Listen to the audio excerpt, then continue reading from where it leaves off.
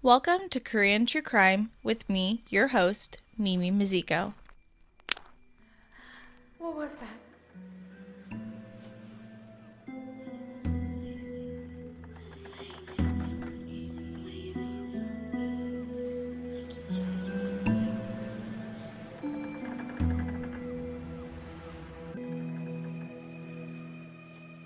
Today's episode is something new, and it's going to be a short break from our usual topics of murder and tragedy. Today, we're going to take a deep dive into the history of tattooing in Korea. If you're watching my video podcast, you may notice that I have a sticker on my arm that's coming off. This is actually a tattoo that I got 2 days ago, and it has some Sanoderm on it, so just ignore that. But I've gotten 5 tattoos here in Korea, and it's made me wildly interested in the history of tattoos and why they're criminalized to this day. If you're wondering what this topic has to do with true crime, then you may be surprised to learn that tattooing is still an illegal practice in South Korea. In March of this year, 2022, in a 5-4 vote, the Korean Constitutional Court upheld the ban on tattooing, stating that the ban shall remain because tattooing is an unsafe practice with potential health side effects. Now, of course, tattooing can still happen in Korea, but there is a large stipulation on this ban. The tattoo artist must be a licensed doctor.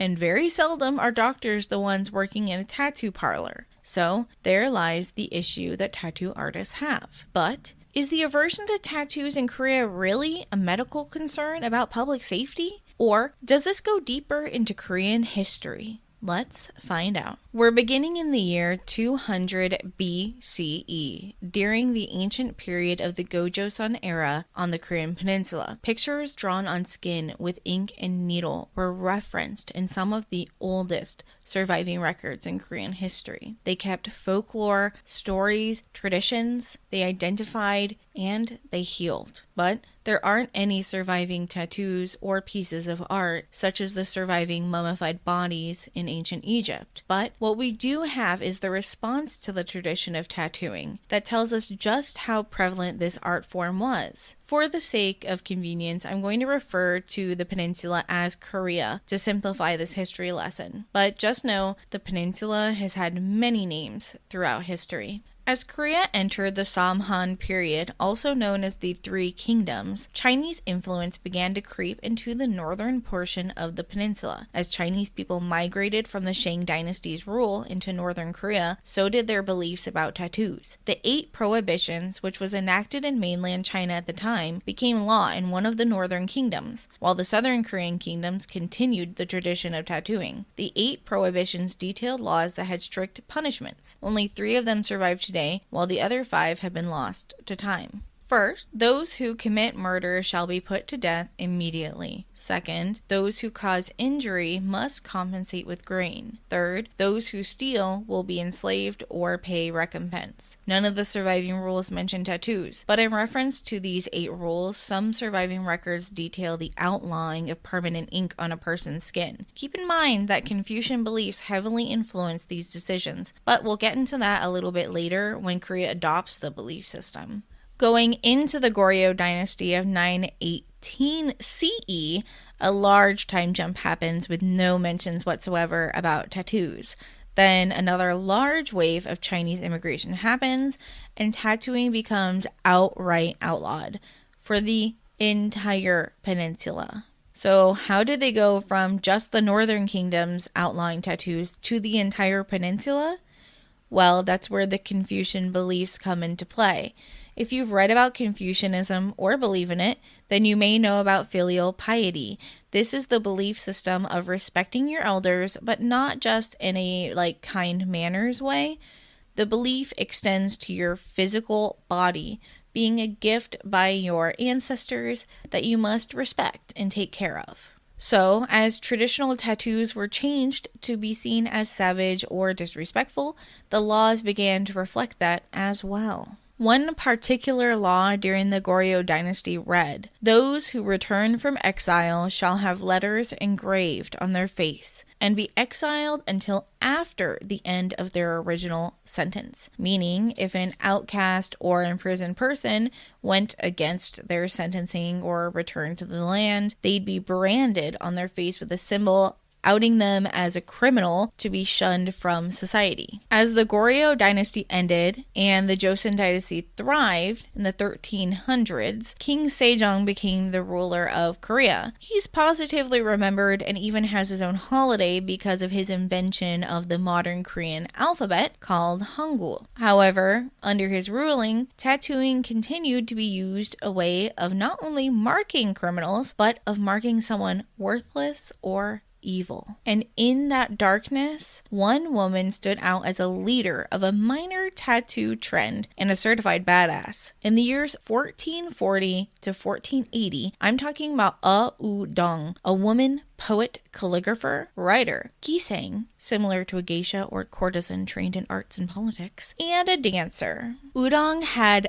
many a scandalous rendezvous and was known for her identifiable tattoos. And you'll learn more about that soon. Udong was born to a wealthy family and was married when she was a teenager to a very wealthy elite man. However, their marriage didn't last very long and her husband divorced her. As it was difficult for women to work at this time or remarry, she became a courtesan of her own choice. Rumors have it that her husband divorced her because when she was purchasing some silver jewelry, she stopped by the shop and was overtaken by her feelings of love at the sight of the jeweler that she returned later to his shop to get a little bit more than jewelry. She pretended to be a servant girl and had an affair that was unfortunately discovered. While it's unknown if this event really did occur, it does kind of fit into her overall story. Of course, her real name wasn't Udong. Udong is the Korean word for udon, Japanese noodles, and those are noodles that she absolutely loved. When she became single, she decided to change her name to Udong and live a carefree life. As she worked as a courtesan, she dated many a different man. Some were casual and some were more serious, but it seemed like she didn't want to settle down. She was enjoying her life, and she had the education from her royal upbringing and from being married to a wealthy elite man, which made her even more desirable as a courtesan. Men came to her admiring her poetry, her geography skills, political knowledge, so much that royal scholars and even women visited her for her company or her poetry services. Whether she enjoyed the popularity or not, she began to pretend she was a gisang and offered secret sex work on the side for some of those wealthy men. Some of these men adored her so much, she convinced them to get her name secretly tattooed on their bodies. This would become her signature. She herself didn't actually have any tattoos, but she had the tattoos of her name on so many of her lovers.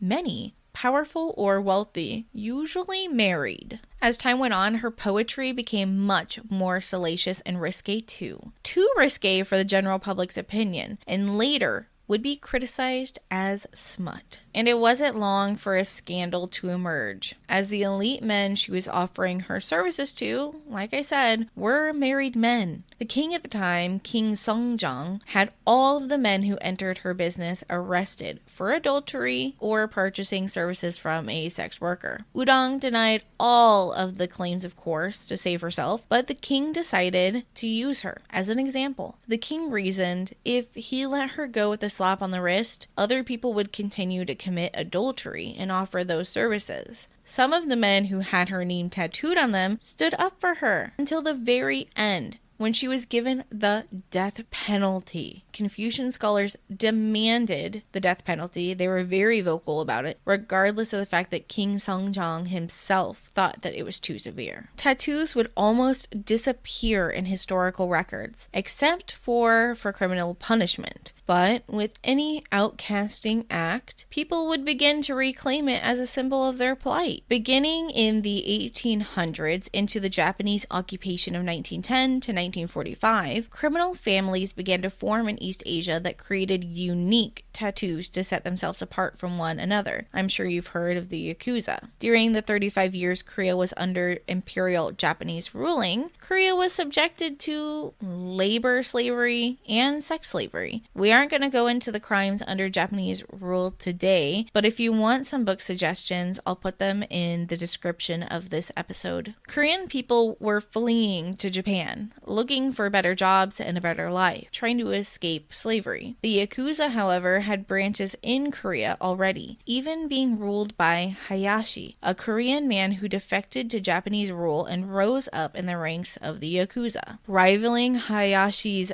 Yakuza was Ku Majok, a leader in the Korean mafia. As time went on, the Korean mafia didn't succeed financially, and more gangs tried to take control, as former Korean mafia members formed the Twin Knives Gang. Of course, their tattoo was a symbol of twin knives crossing. The Twin Knives Gang stood opposed to the Yakuza, and during this time had violent and symbolic resistance against Japanese control in Korea. As they neared the end of Japanese control, a Korean teenage boy named Kim Do-han, a lowly member of a gang called Jumok, or the Fist, killed the leaders of all of the Korean mafia and seized control of all Korean gangs at the age of 18. He stood with power against the Yakuza, beginning a war between the Korean gangs and the Yakuza, a final resistance against Japanese control. Since then, tattoos have had a negative connotation associated with gangs and crime syndicates. But there is a rise in popularity of tattooing in South Korea, especially gang-style or prison-style tattooing, with face and neck tattoos not being that uncommon amongst the youth. But if you visit South Korea, it's very unlikely that you're actually going to see a gang member, with most of the tattooed people you see just being fans of rock or hip-hop. One of the only known surviving gangs, Chilsungpa, or the Seven Stars Gang, operates mainly out of Busan, the southern part of South Korea, and they've been in trouble for extorting businesses like construction businesses. Since 1992, it has been illegal to tattoo without a medical license in South Korea. This doesn't mean that tattoo parlors on the peninsula don't exist. They do. But it remains a gray area, and enforcement of the law is entirely subject to the whims of the government and the police. Some young men actually choose to get large tattoos to escape military service, as they're banned. But you can get in a lot of trouble for getting a tattoo to avoid your mandatory military service. With over 20,000 tattoo shops operating in South Korea today over social media accounts like Instagram, it's not hard to find an amazingly talented tattoo artist. These hard-working tattoo artists are fighting for their art form to be legalized and recognized by the government. But until the government recognizes